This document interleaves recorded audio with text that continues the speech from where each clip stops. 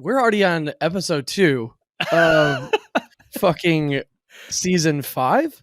Yeah, I thought you were going to say we're already on season 5 because we're already on season 5. Episode 2 doesn't sound that impressive, but we're on episode 5 of season 2. I don't know, man. We're all over the place. We're back. It's the Grandstand. We've got Drive to Survive that came out over the weekend. Yes. Have we watched it, right? You got every episode done? I finished Drive to Survive season 5 about 20 minutes ago. Yeah. So it's fresh. It's fresh. Fresh it's fresh. On the dome. There's a lot of stuff to go through. But yeah, as usual, they don't give us enough time to prepare for the season. I feel like I need another week, but anyway, anywho. Yeah, I feel you on that. I would actually prefer more time in between. I mean, it's tough, right? But before we get into it, let's roll the intro and let's hear that sweet, sweet music from the podium.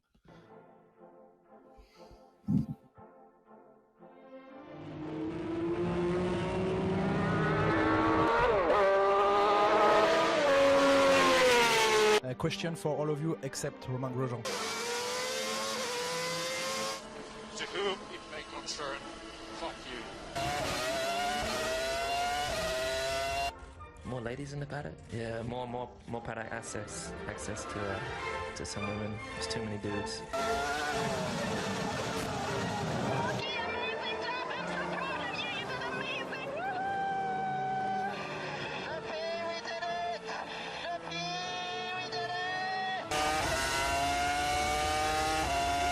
I don't really have a lot to comment on that, except that he was being a pussy.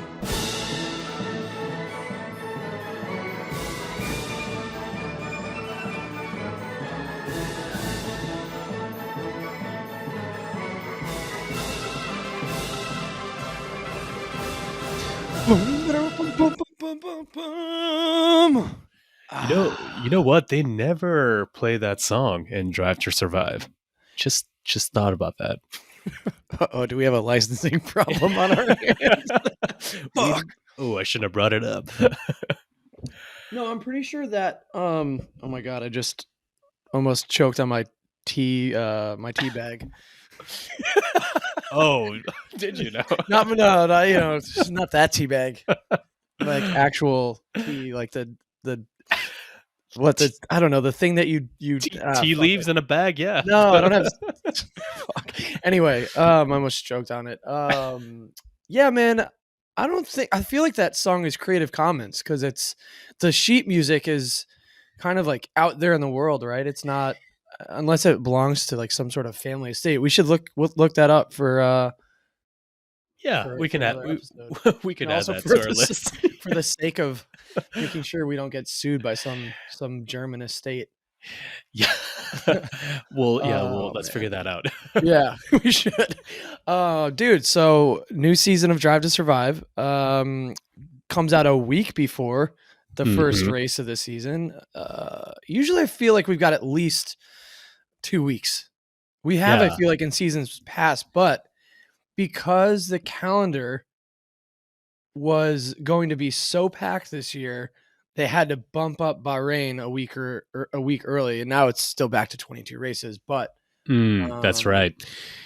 But I think that was the reason, and also it sucks for the editor at not at Netflix, but at the production company that does Box to Box. Which shout out to the boys. Box to Box. I wanted to point out that we're also on season 5 of the Grandstand. They're on season 5 as well. We've kind of been following a similar path. A little bit. We met them at testing a couple times. They enjoyed our banner, so they remember us. I think we're linked. We're linked, and it's nice to see that. It's been 5 years since the first Drive to Survive, so that means that F1 is now really fully back to being like a global sport. That's probably the biggest victory of this whole thing here. Dude, I mean, I'll say this. I don't know your thoughts on this yet because we haven't really. I mean, you literally just got done watching it, but I felt like this started out as one of the better seasons of Drive to Survive. And then as it became abundantly clear that Max was just going to, no pun intended, drive away with his championship. Did you like that? Got a little bit of Ted Kravitz here. Yeah. I do think that it got a little bit, the storylines got a little bit weird in the end. Yeah, so everything's all very fresh to me as well. And you know what? I will say that I was taking notes while I was watching, and when I got to episode 7, 8, like the back end of it, I just realized that there's less stuff that I was impressed with, or that I found interesting. It's more of like, all right, let's just get this done. Kind of. It did kind of feel that way. I mean, and the other thing too is just a side note, like the sound editor this season, I don't know what happened, but he used a fake crowd noise sample multiple times throughout this season. And it was like, dude, just like go to any race and pull the audio from any audio you got from the crowd and use that as an overlay for crowd noise and not some generic studio made soundtrack. Yeah, it kind of sounded like the same the same cheers every time, but no, it was. I counted actually. I counted at least 56 times that it was used. Oh wow, pretty observant on the cheering. I know. There. I'll tell you what though, he might have gotten lazy on that one. He might have did a little copy paste in the editing suite, but that's what I think happened. Which we've all been there, and I still do it from time to time. But he also didn't overdo the audio as much as they usually do. Don't get me wrong; they really emphasized the crashes and everything, but I felt like it was more subtle this time. It didn't like piss me off as much as it usually does. No, and also they used a little bit less of that fake announcer and actually used in-race commentary, which I appreciated. Like there was more crofty, I felt. They mixed it. Yeah, they mixed it. It feels like they use as much crofty as they could get because the more like the original, and then they added according to their storyline. It's funny because I watched a few other, because they produce a few other sports now. I think they did one on golf and one on tennis, and obviously I'm a big tennis fan as well, and I noticed the same pattern in the tennis Breaking Point. And you know what? That's how you have to do it. I guess it used to be one of my biggest critiques, of the show, but I got used to it. And you're right. Adding the crofty, crofty. Got to get ready for the new season. It does make it seem, more natural. Well, I think for the fan who's been there for a while, it definitely does. I just. If we're talking about the production points of the show,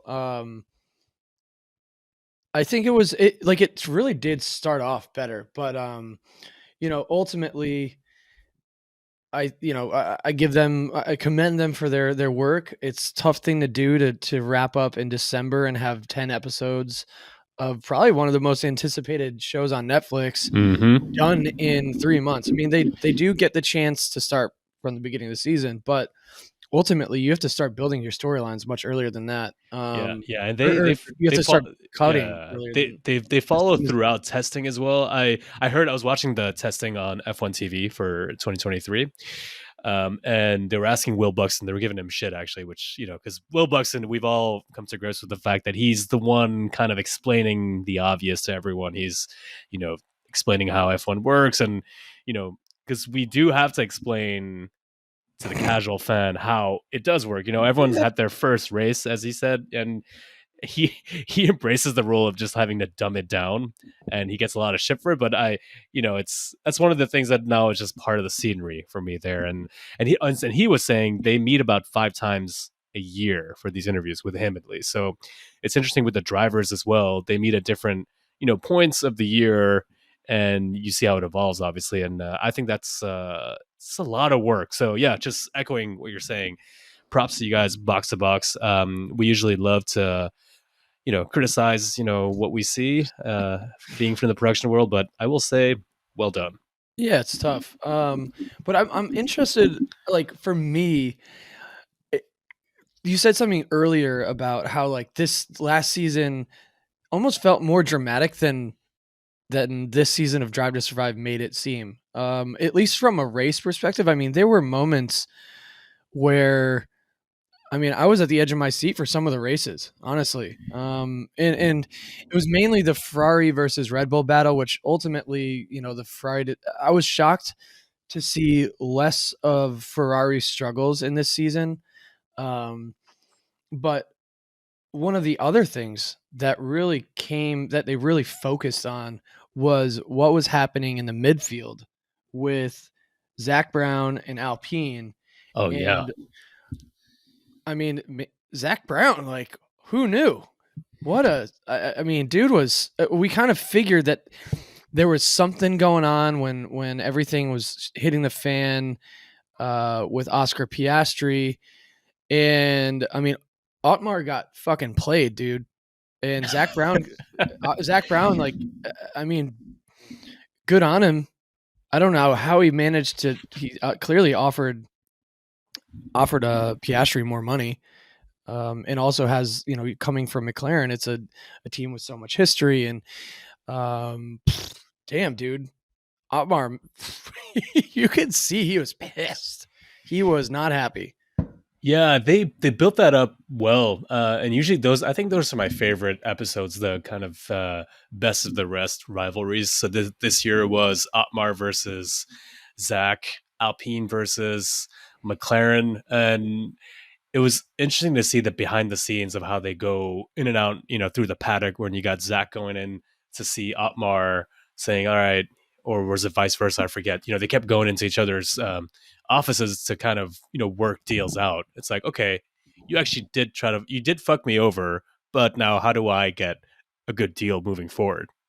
So because Otmar wanted to sue him at first, wanted to sue Piastri, but in the end, it looked like Zach also helped the whole, Gasly deal happened for Alpine, and Otmar ended up not suing them. So it's interesting to see how much happens at race weekends as well. Yeah, I mean, and we were gonna kind of go in a different flow, honestly, but this kind of makes me want to bring up the focus on the silly season to this point, because they also focused on this year's season, on 2023, a lot more than they have in the past, almost in a way where it was like, well, Max is going to win, so we might as well look to next year. Because there was, I mean, the moment Seb announced his retirement was when everything just kind of unraveled. Yeah, and I love how Alonso. By the way, we'll come back to Alonso because I think he's my favorite part of this whole series. But also, no Seb. I kind of realized in the end they show Seb a bit. They talk about him, but there's no interview of Seb. And I thought they might, because he could have featured heavily in that, the whole Piastri saga, Alonso going to Aston Martin and whatnot, but he wasn't part of it. No, and also just a side note, like Danny Rick gets a full tribute in the end. Yeah, and Seb didn't. It was like, what the fuck, dude? He's a four-time world champion. He's retiring, and Danny Rick just didn't get I know. He didn't even get like a tweet on a black screen like they did for a few others. It seemed like Danny Rick was like, it was like almost like a rest in peace Danny Rick. Like they did like 3 minutes on him in the end, like the best moments we had. It's like, I mean, he really was like a star of the show in many ways because of just his personality. But yeah, for real. A little bit odd that Seb didn't get, and maybe Seb didn't wanted it that way. Yeah. He's like, I feel like that might have been a request from Seb. Could have been.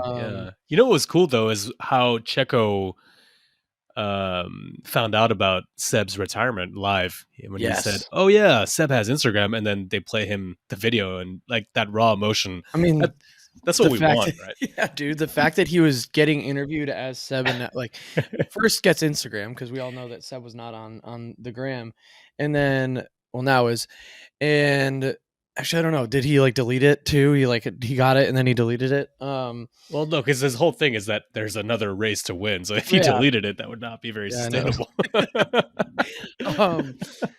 But I'm yeah, out. Checo finding out. I mean, it was a very raw moment, which sometimes you don't feel that you're getting to see. But speaking of Checo, that brings us to another point that Max made his return to Yes. Drive to Survive, and it almost felt like it was begrudgingly so, but also like he had won a championship, so now he's like, well, I won now, so because I won, and it doesn't matter what criticism is thrown at me. It just felt kind of like it was very Max like. It's like I didn't like the criticisms that you gave you made of me in the previous seasons, so I'm not going to participate. But now that I've won, I don't know. Yeah, I think he was just more relaxed also this year because he dominated so much. So yeah, it was weird to see him there. I would have preferred to see more Seb and less of Max, to be honest. But yeah, we also saw Lewis a lot there. Lewis is also much more relaxed, not being in the fight for the championship, I feel. Yeah, also Perez, he has the funniest faces. Like he has like his facial expressions. Like he has such a range, and he just always looks so awkward or sad, or a little bit of both. You mean like when he was doing the modeling bit? Oh yeah, he's. Oh god, can we talk about the photographer on the modeling bit? Oh yeah, come on. Oh bro. my god, that was I could have done without that. Oh, this looks gorgeous, or some bullshit like that. I'm like, mate, you gotta take it easy. How much of this was like speaking to the cameras? Also, when like the team principals at the beginning are talking, and I kind of liked the way they painted Christian Horner as the villain, but also as the guy like you're like, oh, are you just talking shit because there's a camera here? And for once, I will say that I agree with him. Toto is clearly putting on a show for Netflix, and Toto looks.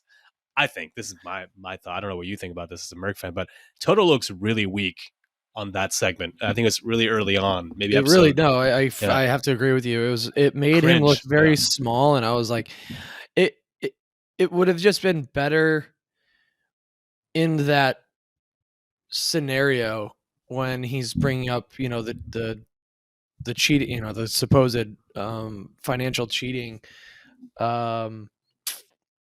What was that? I mean, they claimed the thing was that they overspent something like $400,000 in 2021.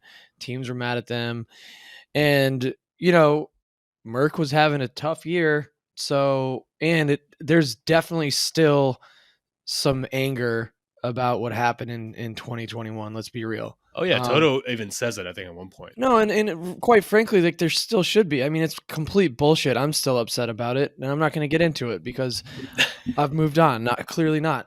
But yeah, clearly you've moved on. Yeah, no, I mean it really it's triggering because it's genuinely a decision.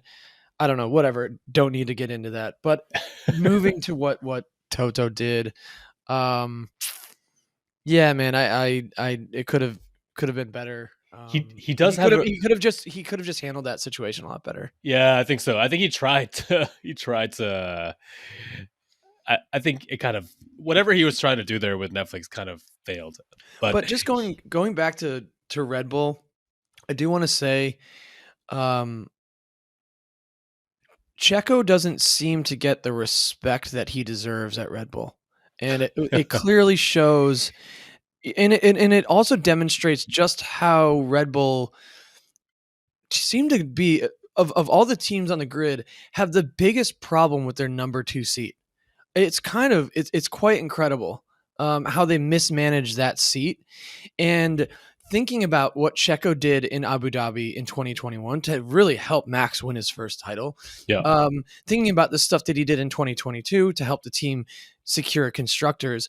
He won Monaco. I mean, yes, he's in the early part of the season, far behind Max, but Checo has helped secure two drivers championships and a constructors championship with his skill set. So I'm just saying this going into 2023, it just seems that there's a lack of respect for Checo, and this underlies a culture problem at Red Bull that makes like really makes me not want to support them as a team. That's my rant for this episode. Yeah, and you know what? Whenever they say when they start the year saying, "Oh, we don't have a number one driver until we see the points," it's all bullshit. You clearly, Christian Horner says it a few times that Checo is there to help Max. Like that's his role. He says it, and it's clear. It's clear. And what was really good is what I thought was really good is the way Ferrari. We saw like a bit of behind the scenes of Ferrari, right? Right. And how cohesive that team can be, even if they get kind of pissed at certain decisions, right?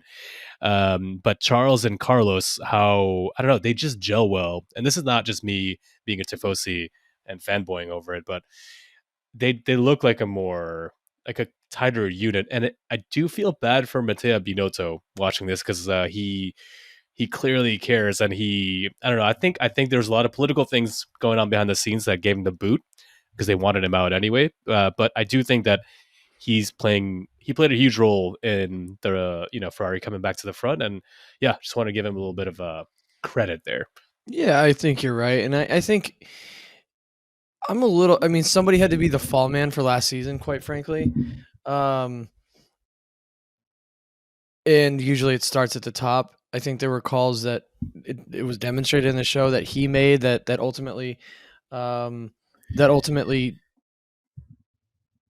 allowed, forced Ferrari's hand basically and showed that they might have the car, but they don't have the strategists. And to see that, maybe it's because, there's just lack of personnel, but Ferrari need to really think about the calls they made last season, this season, and they've got what I think is the most like natural driver lineup on the grid.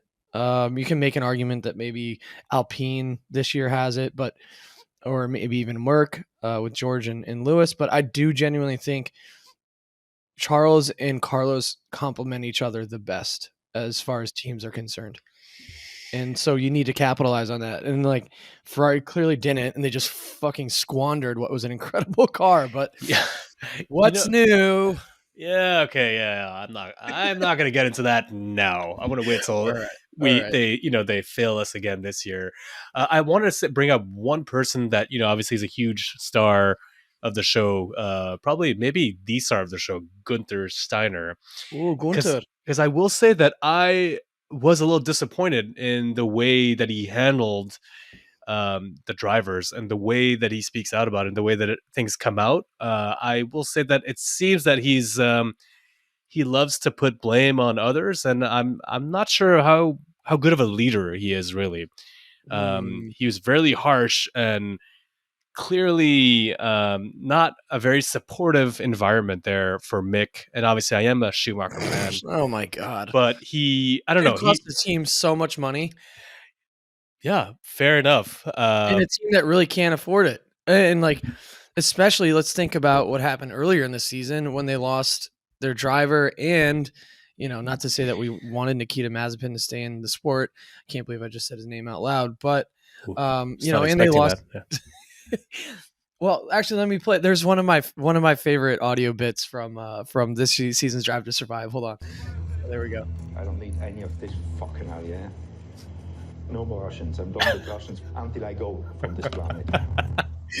Yeah, and then he says, "Gonna fix it," because I actually had that written down. That was one of my favorite quotes of like, dealt the hand with Nikita Mazepin. Had to go out and find a new title sponsor.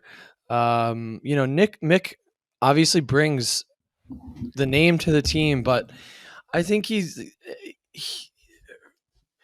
Mick wasn't given any favors to have K-Mag brought back to the team.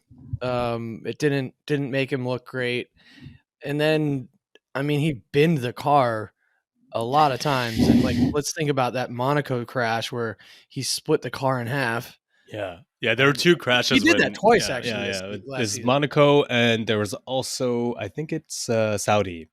But you know what? I'm not saying that he didn't deserve to get the boot. That's this. If there's one thing that Drive to Survive shows you is that how ruthless this is, and no one exemplifies that more than Fernando Alonso with his, self-proclaimed "I'm the bad guy." And honestly, I think I like the guy even more after this season. that was Interesting. definitely in my top 3. Actually, no, that was my favorite moment of the year. Well, it's kind of funny that like everybody was not shocked that Fernando just ditched Alpine, and he was such a dickhead to them too at the end of the season. Like that last moment when he's like on stage with Ocon, and he's just like, yes, and hopefully moving to a better car next season. I love it. I think it's good banter. I want more of that. Esteban has literally no idea what to do. He's like, get the fuck out of here, dude. Yeah, he's a little awkward, right? Yeah, always. But, no, man. I mean, overall, I enjoyed this season. I think just one other thing, like I don't think Yuki Tsunoda needed an entire episode. I think the questions about Yuki definitely still stand, but whether it needed the whole back and forth with him, but he's still in the sport, and we've got a race coming up this weekend, and we've got 2023, the 2023 F1 championship. That's right. Just like Drive to Survive, teased us in the end there with, Logan Sargent coming up, Nick DeVries. Yep. We're also getting geared up for a 2023 season. And we will be getting into testing and our predictions. Yeah, we're going back to back this week on episodes. So it's a quick week, it's a fast week, normal, this is racing, baby. But let's say thank you to the Drive to Survive team. It was a fun watch. It entertained me this weekend, but I'm ready for 2023, baby. That's right. Let's so make sure to follow us on Instagram. We'll be very active this year. Can't wait to hear what you think. And stay tuned for the next episode. Next episode.